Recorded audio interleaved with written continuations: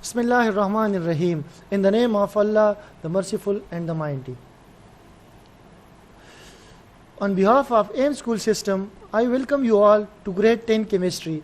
It is our second lesson.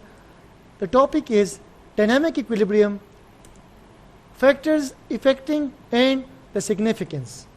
Before moving forward, let's have a recap of the previous lesson.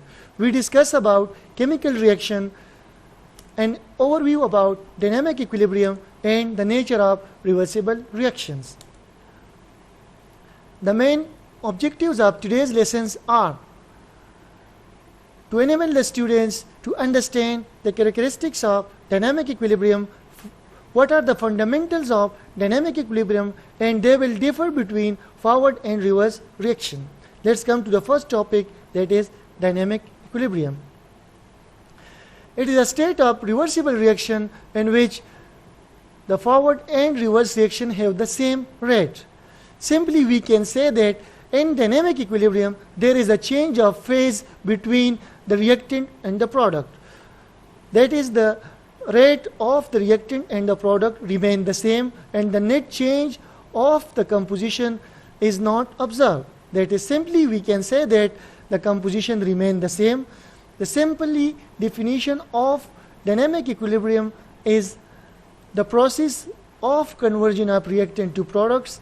Similarly, the product have the ability to form the reactant again, which is a going process, and the net amount or the number of reactant and product remain the same. So there is only a change of phase and the composition remain the same. Let's consider the following example. Example is concerned with the production of ammonia, which is an important component from industrial point of view.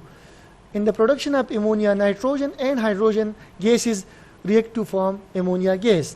This reaction is directed from left to right. Similarly, the product ammonia has the ability to form the reactant nitrogen and hydrogen again, and the reaction is headed from right to left. It is a bidirectional chemical process. The following condition must be kept in mind for dynamic equilibrium. There will be no change in pressure or temperature. Similarly, the condition of the system will be kept constant as it affects the rate of equilibrium. We will explain dynamic equilibrium with the help of the graph given below.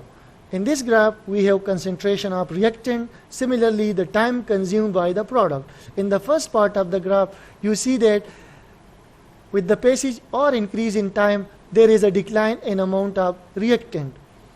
In the second part, you see that after a certain decline in the amount of reactant, there comes a stage of stability where no further decline or decrease is observed. In the third part, we can observe that after stability, there is a phase or a stage where no change is observed, and this phase or stage is termed as equilibrium stage. So, in a dynamic equilibrium, a stage comes when there is no further change in the concentration of reactant, though the time is consumed, and we can say that this stage is called the dynamic stage. There are certain factors which affect the rate of chemical equilibrium. It includes changing the concentration of reactant or product. If we change the amount of reactant, so it will affect the production of new chemical, and the ultimate effect will be on the equilibrium rate. The second factor responsible is that of change in pressure of gases. That is, if we increase the pressure of gases or if we decrease the amount of pressure, the ultimate effect will be felt on equilibrium rate. The third factor responsible is the changing of temperature. Temperature and pressure are interlinked with each other. If we change any of them, it will affect the rate of chemical equilibrium. There are certain fundamentals for dynamic equilibrium. It should be kept in mind.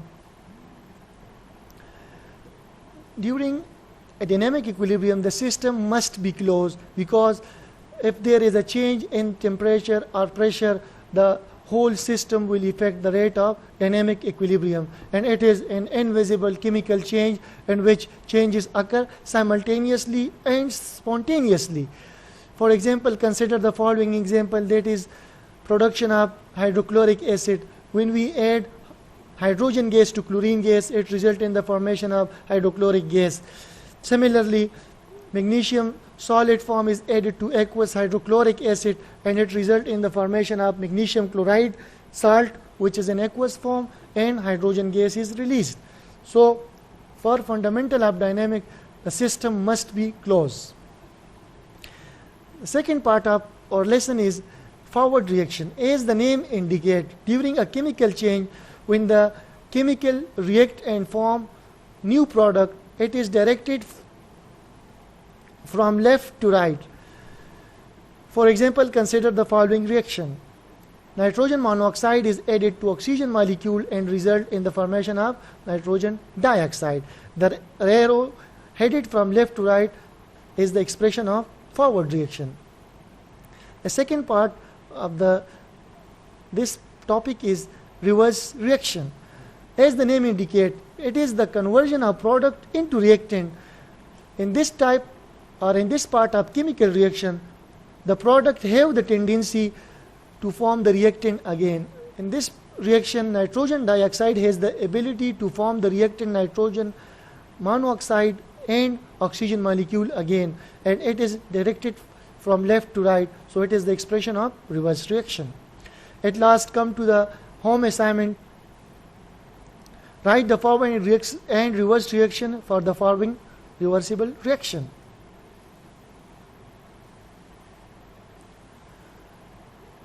Attempt the assignment and share it in your WhatsApp group. Goodbye. Thank you for joining.